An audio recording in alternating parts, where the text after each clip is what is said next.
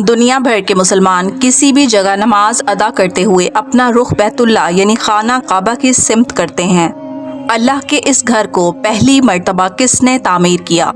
قرآن مجید میں اس بات کی تصدیق ہے کہ خلیل اللہ حضرت ابراہیم علیہ السلام اور ان کے بیٹے حضرت اسماعیل علیہ السلام کے بارے میں کہ ان باپ بیٹے نے اللہ کے حکم کو پورا فرماتے ہوئے خانہ کعبہ کی دیواریں تعمیر کیں۔ آج کعبہ کی اونچائی 15 میٹر ہے، تاہم اس کی چوڑائی ہر جانب مختلف پیمائش رکھتی ہے۔ مغربی جانب اس کی چوڑائی 12 میٹر اور 11 سینٹی میٹر ہے، مشرقی جانب اس کی چوڑائی 12 میٹر اور 84 سینٹی میٹر ہے، جنوبی جانب خانہ کعبہ کی چوڑائی 11 میٹر اور 52 سینٹی میٹر اور شمالی جانب 11 میٹر اور 20 سینٹی میٹر ہے۔ اس ویڈیو میں ہم جانیں گے خانہ کعبہ کی مکمل تاریخ۔ مزید معلوماتی ویڈیوز کے لیے چینل کو سبسکرائب کرنا نہ بھولیں۔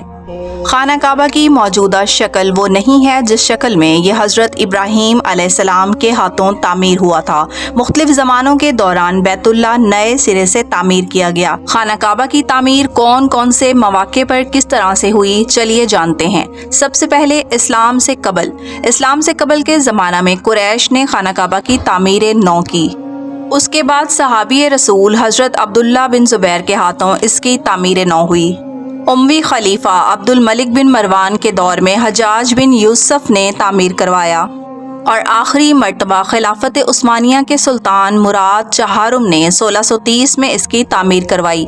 یہی خانہ کعبہ کی موجودہ شکل ہے۔ اسی طرح سے خانہ کعبہ کے 4 کونے ہیں جن میں ہر کونے کے نام کی ایک دلیل ہے۔ رکن یمانی کی جانب، رکن عراقی اور شامی ہے۔ رکن حجر اسود اس کونے کو کہا جاتا ہے جس میں جنت کا یہ مبارک پتھر نصب ہے۔ اسی کے قریب بیت اللہ کا دروازہ ہے جو سال میں 2 بار کھولا جاتا ہے، اور ہمیں حتیم کو بھی نہیں بھولنا چاہیے جو خانہ کعبہ کا ہی حصہ شمار کیا جاتا ہے۔ اس کے بعد خانہ کعبہ کی تاریخ میں بعض دیگر امور کا اضافہ ہوا۔ ان میں اس کا غلاف جو سال میں 2 مرتبہ تبدیل ہوتا ہے، مزاب رحمت اور کعبہ کے چاروں جانب کی نچلی دیوار شامل ہے۔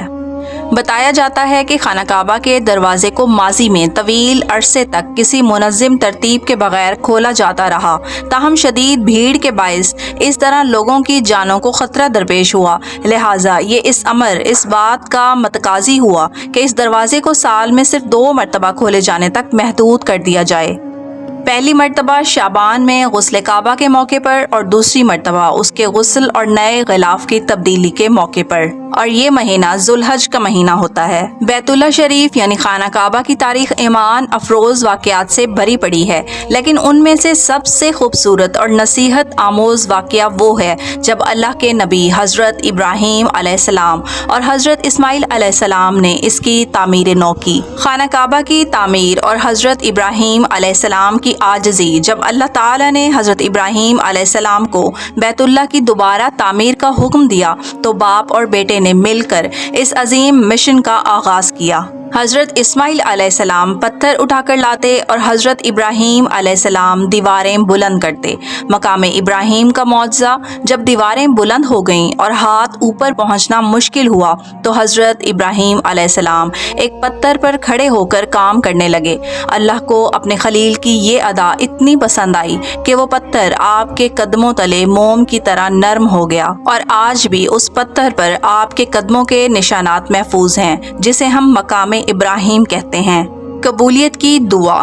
کائنات کی سب سے مقدس عمارت بنانے کے باوجود حضرت ابراہیم علیہ السلام کو اپنی محنت پر ناز نہیں تھا، بلکہ وہ ڈر رہے تھے کہ کہیں کوئی کمی نہ رہ گئی ہو۔ باپ بیٹا مل کر یہ دعا فرماتے: اے ہمارے رب، ہم سے یہ خدمت قبول فرما، بے شک تو ہی سننے والا اور جاننے والا ہے۔ پکار کا حکم۔ جب تعمیر مکمل ہوئی تو اللہ نے حکم دیا کہ لوگوں میں حج کا اعلان کریں۔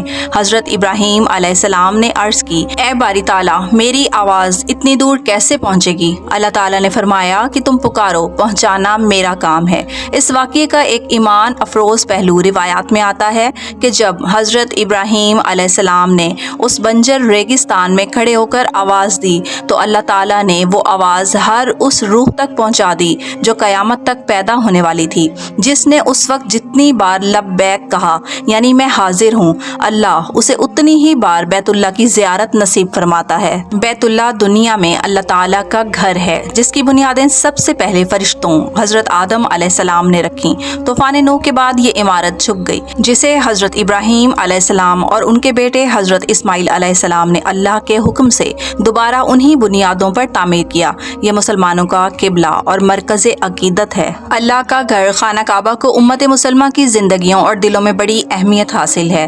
اسلام آنے سے پہلے لوگوں نے اس کو گروہوں میں عبادت کی جگہ بنا رکھی تھی اور اس میں بت پرستی کرتے تھے، بتوں سے بھرا رہتا تھا، اور اسلام کے نزول کے بعد نبی پاک صلی اللہ علیہ وسلم کو اللہ تعالیٰ کی طرف سے ہدایات موصول ہوئیں اور اس مقدس جگہ کو بتوں سے پاک کرنے کا حکم ہوا۔ آپ صلی اللہ علیہ وسلم نے اللہ کے حکم کی تعمیل کرتے ہوئے اس کو بتوں سے پاک کیا۔ ایک محفوظ گھر ہونے کے علاوہ حجر اسود اور خانہ کعبہ کی موجودگی اور کھڑا ہونا بھی دنیا کے مسلمانوں کے اتحاد کی علامت ہے، اور آج دنیا بھر کے مسلمان خانہ کعبہ کی طرف رخ کر نماز ادا کرتے ہیں۔